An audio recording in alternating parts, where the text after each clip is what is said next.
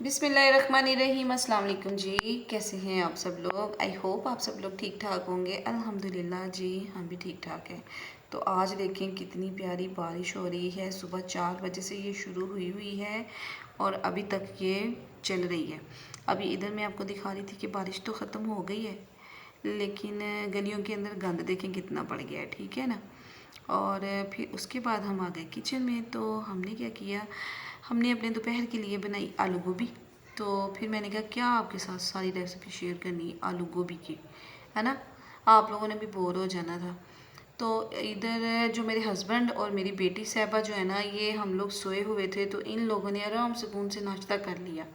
जब मैं उठी हूँ तो ये लोग जाके सो गए। तो फिर मैंने कहा मैं क्या करूँ क्या करूँ क्या करूँ, फिर मैंने आलू गोभी पकानी शुरू कर दी।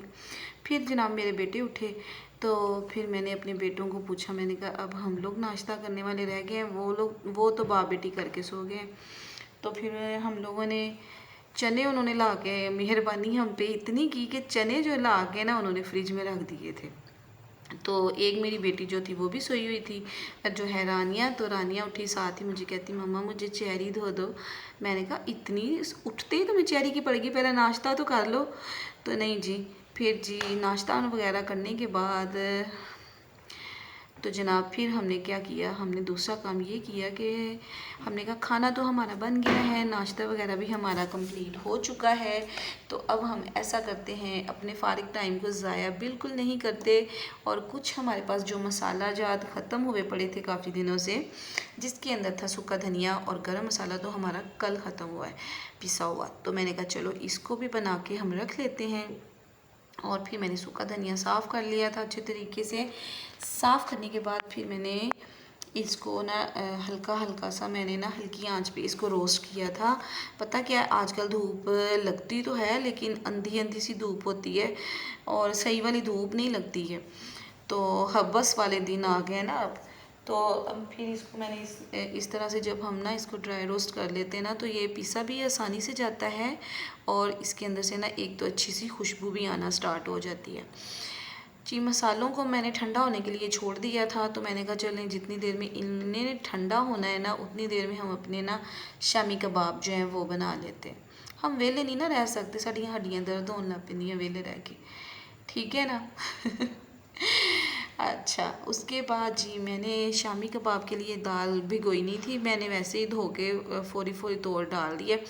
एक ब्रेस्ट पीस मैंने डाला है, साथ में 2-3 बोटियाँ पड़ी हुई थी वो शामिल कर दी हैं। और साथ में इसके अंदर ना मैंने हाफ़ के जी से भी थोड़ी कम ही थी चने की दाल जो मैंने इसके अंदर शामिल की है। फिर इसके अंदर मैंने डाले लौंग और 2 बड़ी इलायचियाँ डाली थी, बादियान के फूल डाले थे और साथ में इसके अंदर सिनेमन स्टिक डाली थी और थोड़ी सी जायफल और जवित्री डाली थी और लहसुन के कुछ जवे डाल दिए थे और मैंने 2-3 हरी इलायचियाँ भी डाली थी इसके अंदर।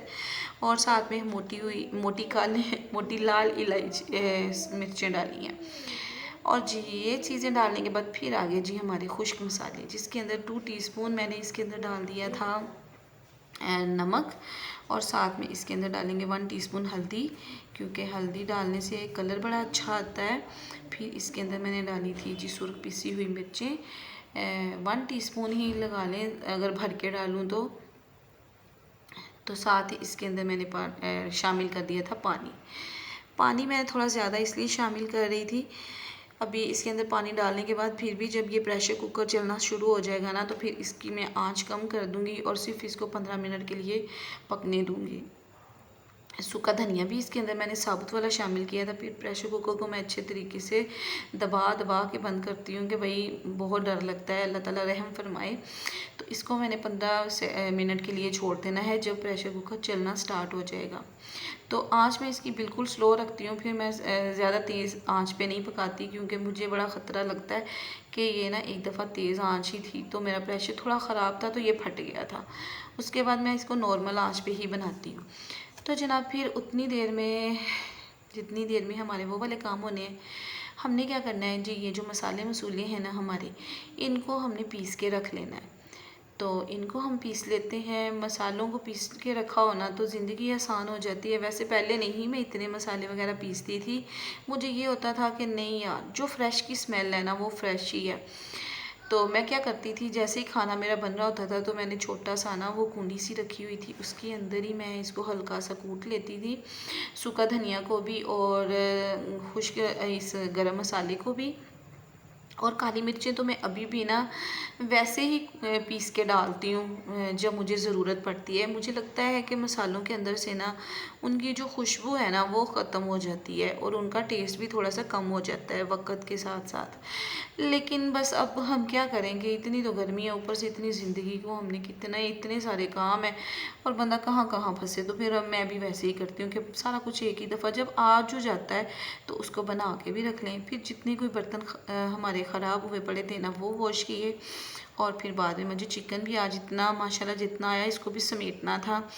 और मैंगो भी आए हुए थे हमारे घर, बल्कि पूरी पेटी आई हुई है मैंगो की, टोकरी जो भी होती है, और उसके अंदर से जितने येलो येलो मैंगो होते हैं ना वो मैं निकाल लेती हूँ। और जनाब जो रह जाते हैं ना ग्रीन ग्रीन, उसको फिर उसी के अंदर कवर करके छोड़ देती हूँ।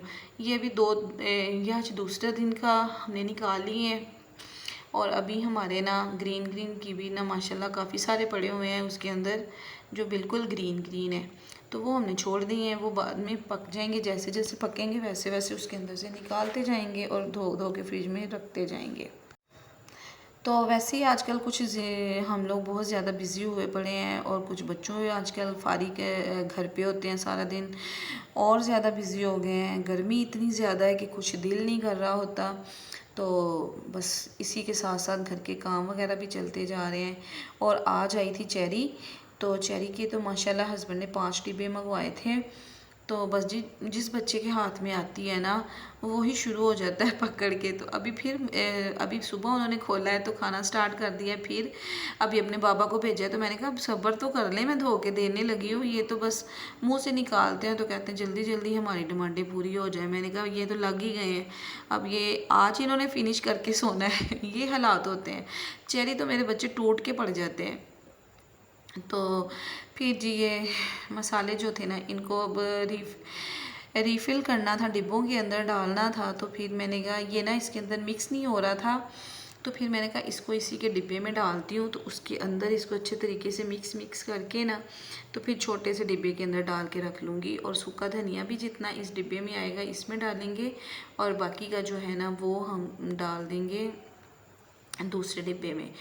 ऐसे जैसे ख़त्म होती है। इस दफ़ा तो मेरा गरम मसाला आया नहीं था, ये तो बस वो जो मैंने चावलों के लिए अलग से रखा हुआ था ना गरम मसाला, बस उसी को मैंने इसके अंदर शामिल करके पीस लिया था। तो वो नहीं था मेरे पास, तो ये सूखा धनिया पड़ा हुआ था, ये पीस लिया है।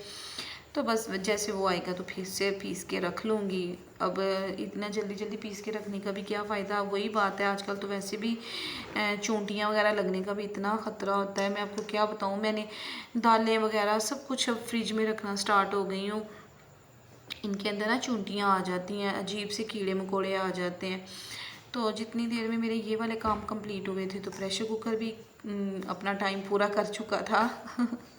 तो मैंने कहा चले इसको भी चेक कर लेते हैं। तो चले अब इसको जो है ना मैं निकाल के तो अलग से रख दूँगी, थोड़ी देर के लिए ना ठंडा होने के लिए छोड़ दूँगी।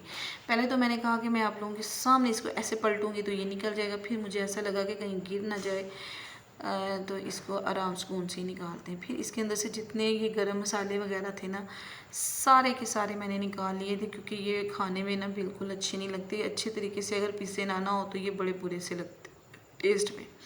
तो ये सारे मसाले जो मैंने ना निकाल लिए, फ्लेवर ही चाहिए होता है, वो तो शामियों के अंदर पहले से ही आ चुका है। अब तो बस खुशबू वगैरह सब आ गई है। अच्छा फिर मैंने ना वो बड़ी कुंडी नहीं निकाली, मैंने ये छोटी सी पकड़ लिया, खेल तमाशा लगा लिया था, लेकिन इतना भी खेल तमाशा नहीं था, बस थोड़ा ही टाइम लगा तो बस ये कंप्लीट हो गए थे।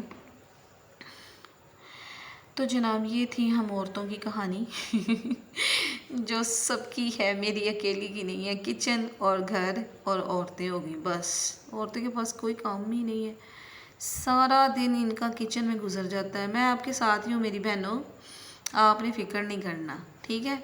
मैं भी सारा दिन किचन में ही रहती हूँ, मेरा कोई और काम नहीं है। अच्छा मेरे हस्बैंड कहते भी रहेंगे ना मुझसे कि बस कर दो बस कर दो, बस फिर जब कुछ ना कुछ बच्चे मांग लेते हैं ना तो हम फिर किचन में आ जाते हैं। बस हम लोगों की हड्डी ऐसी है ना अल्लाह ताला ने बनाई कि हम लोगों को सुकून नहीं मिलता। और वैसे भी मेरे हस्बैंड कहते ना करे तो कुछ ना करे, अगर किचन च वड़ जाए तो फिर ਇਹਦਾ अपना ही दिल नहीं करता निकलने ਨੂੰ। तो मैं भी कहती हूँ कि कोई बात नहीं, मुझे खुद अच्छा लगता है कि मैं अपने बच्चों के लिए कुछ बनाती हूँ अपने हाथ से। और वैसे भी शामी कबाब तो बना के रखे ना तो इतनी कोई ज़िंदगी सुकून की हो जाती है ना, कुछ भी ना कुछ समझ आए कि बच्चों को देने के लिए, किसी को कोई सालन वगैरह ना पसंद आए तो शामी कबाब जी जिंदाबाद। तो चिकन को भी मैंने अच्छे से श्रेड कर लिया था, तो क्योंकि मुझे रेशा कबाब बनाने थे ना, शामी कबाब जो है रेशा वाले जो होते हैं जिसके अंदर से ऐसे ऐसे रेशे निकलते हैं ना, वो वाले। तो इसके अंदर पे मैंने छोटे छोटे से, मेरे पास प्याज थे 2, मैंने वो डाले हैं।